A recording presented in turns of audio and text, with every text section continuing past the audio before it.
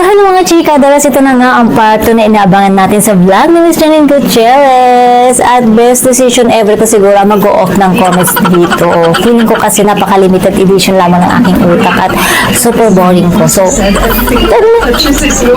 guys, magre-react na po tayo sa part 2 vlog ni Miss Janine Gutierrez kung saan ito yung Exploring Tanzania with Baba Echo. Welcome to Africa! So amazing daw, sabi ni Echo. Amazing naman talaga. Tapos kasama mo yung jowa mo. Talagang yung jowa ko. Walang kakwenta-kwenta. Niyayaya ko na nga lang doon sa cooking. Para lang makita yung baka. Ayaw pa niya. Zebra. Ayan. Nakita ko ng zebra. Feeling ko may zipper siya. Oo. Zebra. Zipper. Walay.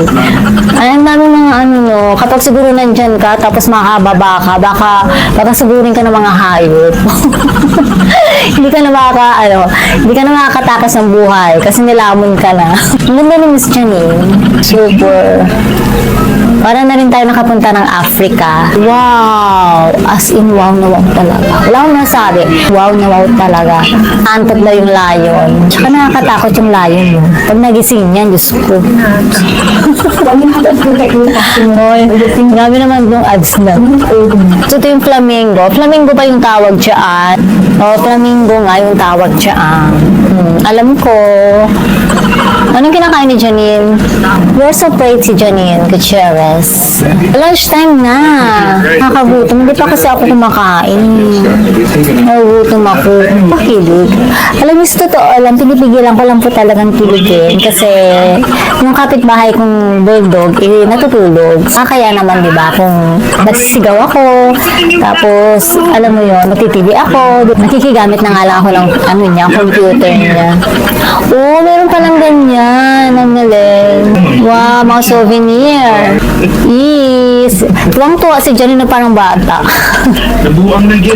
Nabuang na daw. Uy, at least, buang na maganda. Kaya naman ako kaganda, tapos buang ako. Eh, sipiliin ko na lang. Sipiliin ko maging buang dyan. Magical this week. O, super magical trip. So, yan ni Miss Janine, no? Hippopotamus. So, sinasabihan akong, look at this mama, you look alike daw hippopotamus. Nagya talaga yung anak ko. Look alike ko daw? Sa dinami-dami ng hayop, hippopotamus ba? Hindi ba pwedeng pusa na lang, anak? You look like hippo, mama. Jumbo hotdog, kaya mo ba to? Parang kang mababalik talaga sa pagkabata pag nandyan ka kasi nakaka-amaze. Wow, yung elephant. Nabuo naman ni Janine yung big five niya. Elephant, rhino. Grabe, super duper ako, makakalimutin kaya pasensya na. Ano pa ba yun? Grabe. Hirap talaga pag CS. Diyos ko. Talagang bobo ako. Nilahilan pa yung CS. Gusto ka na nga bobo pa. Yeah? Yes. Yes, of course. Why not? Diba? Kaya nagsukla. Oh, ganda. Ano naman to? Parang nakakatakot yung tuka niya. Parang feeling ko mamamatay ka kapag natusok ka dyan. Ba yan? Marabustak. Marabustak. Kaya si Janine. Sabi pag si Janine na ang cute. Pero pag ako para akong alam mo yung naaamoy. Naaamoy. Day 4 na sila. Kinanta na si Echo. Isang nguru-nguru. Ganda ng kanta nila. Ito na yung dito na yung kakambal ko. Ang problema nga, mas maganda pang yung kakambal ko kaysa sa akin. Ito mga chika daw, tignan nyo. Nakikita nyo ba? Diba? Mas pretty siya kaysa sa akin. Naka-insecure ka, ha? African massage. Kahit siguro hindi magbaon ng sukla si Miss Janine, okay lang. Ganyan eh. He's very chill. Napaka-aesthetic. Aesthetic. Wow.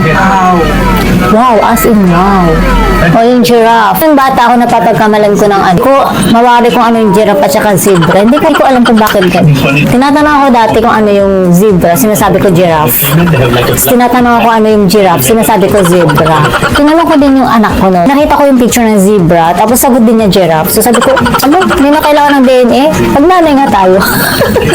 Wow, nakaka-amaze yung mga tao dyan. So, bakit kaya sila nagagaganyan? Oh, galing yung talent nila. Oh, galing yung talent nila, no?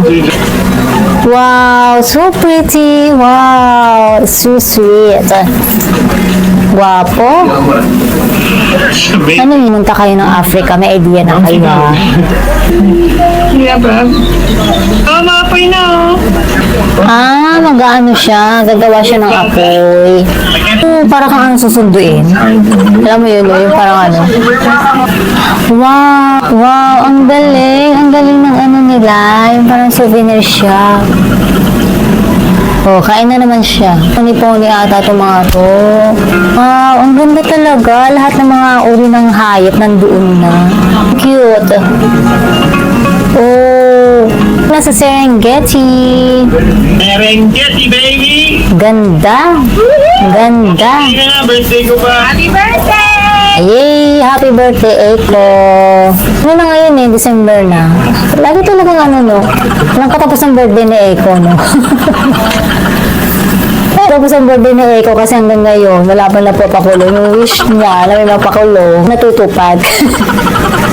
Yung birthday pa rin si Eiko araw-araw. Ang pogi ni Eiko eh. Hala, ang pogi ni Eiko. Sino may sabing ano na siya? Tito-tito na siya. Hi! Hi, Miss Janine. You are so pretty, yeah. The rocks at the bottom, brains, beaches. Kunwari naintindihan. Siguro pag ako kunwari naintindihan ko yun. Doon na naman si giraffe. Super amazing talaga. Kahit pinapanood. Habang pinapanood mo yung vlog nila, super amazed ka na. Paano pa kaya kung nandun ka mismo sa lugar na yun, diba? Kaya, thank you, Echo and Janine, for sharing with us your amazing and magical trip in Tanzania. Ako na matatang. Such a great place. This is our lunch. Yeah, nagla-lunch na naman sila. Amazing. Wow! Yung mga shooting tent natin. I know you're hungry, but you're so pretty. Yeah, I know you're hungry, but you are so pretty.